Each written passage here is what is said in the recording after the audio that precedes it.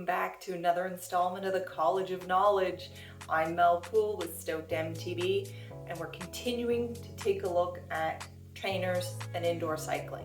Just because you're riding your bike indoors doesn't mean you don't have to look after it.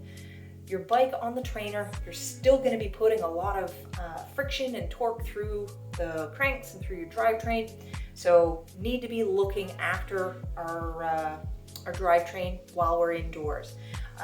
Yeah, we're not getting as much grit and mud, but we do need to be looking after it, degreasing it, and re-lubing it from time to time.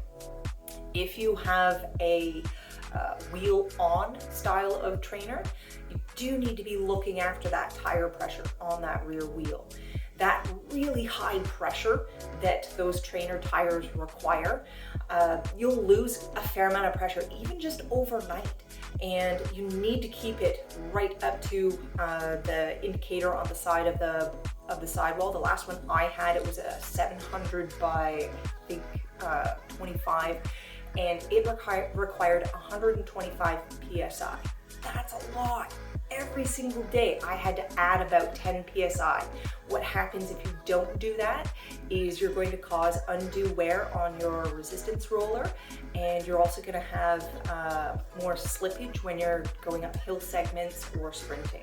So for your own sanity, keep that tire pumped up. And now we're going to look after our drivetrain. All right, so we're looking after our drivetrain here on the trainer. We're going to be degreasing and re-lubing. I've got my refillable bottle of Finish Line multi-purpose degreaser. Remember, we want to be using a bicycle specific degreaser, and we're just going to spray a bit onto an old sock.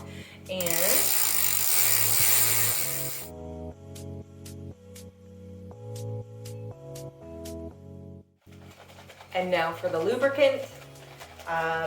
I've cleaned my drivetrain off quite nicely. For the winter, I'm going to be using just a dry lube.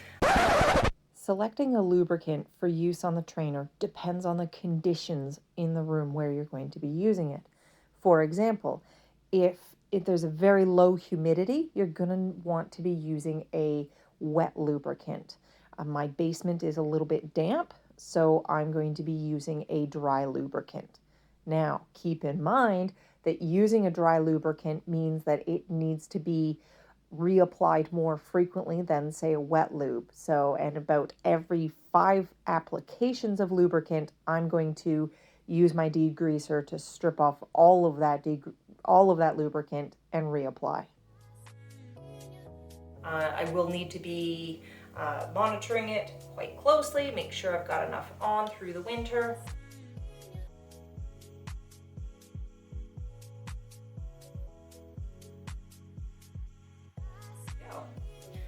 So, one last little step, taking off the little excess.